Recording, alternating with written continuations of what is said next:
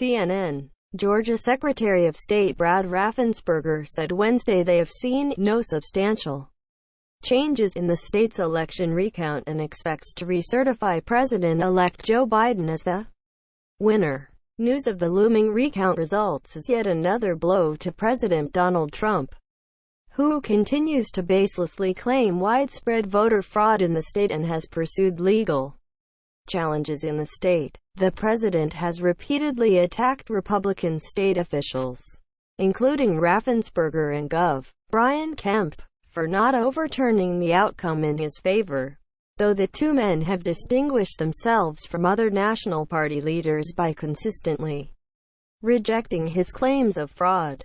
We have seen no substantial changes to the results from any county so far. And that's what we expected. And I think that's what most other people have also, Raffensperger said at a press conference from the South Stairs of the Georgia Capitol. He also said 110 counties have finished their work on the recount as of Wednesday morning, and he anticipates that all 159 counties in the state will finish their recount by a midnight deadline.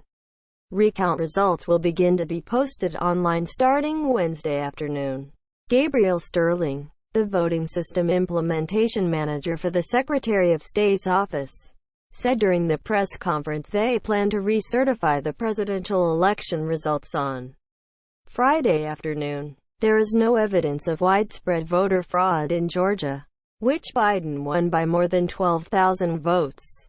Nearly 5 million votes were cast statewide.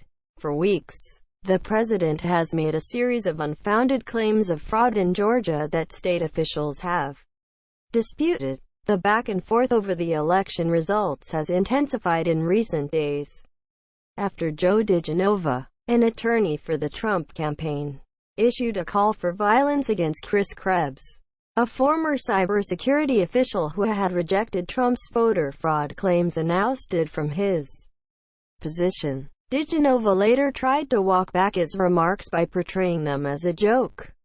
Sterling pleaded for Trump and other Republicans to denounce the threats against election workers and officials on Tuesday, saying, "It's all gone too far.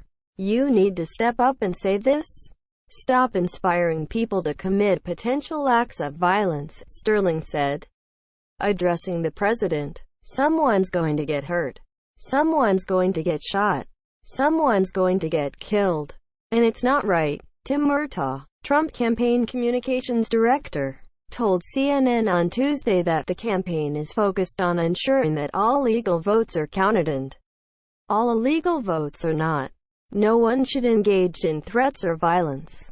And if that has happened, we condemn that fully. Trump and Vice President Mike Pence are expected to travel to the Peach State this weekend to campaign for Republican Sens Kelly Loeffler and David Perdue, who are both facing runoff elections in January that could determine which party controls the chamber. Raffensperger's office announced earlier this week it has launched an investigation into several progressive groups that he says are allegedly registering individuals who are ineligible to cast ballots in the Senate runoff elections. America Votes, Vote Forward and the New Georgia Project have repeatedly and aggressively sought to register ineligible, out-of-state, or deceased voters before the January 5 Senate runoff elections, the state Secretary of State's office said in a statement on Wednesday.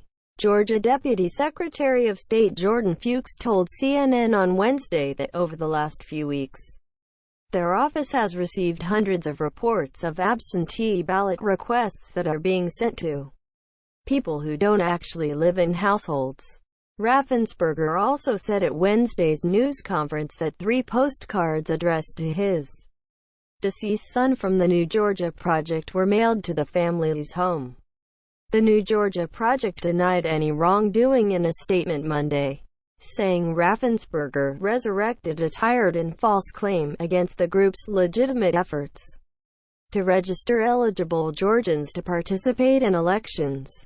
America Votes spokesperson Sahil Mehrotra told CNN in a statement Wednesday that the group has mailed registered Georgia voters applications to safely and securely vote by mail in the January runoffs, and that the mailings were sent to a voter registration list maintained by the Secretary of State. CNN has reached out to Vote Forward for comment. This story has been updated with additional information.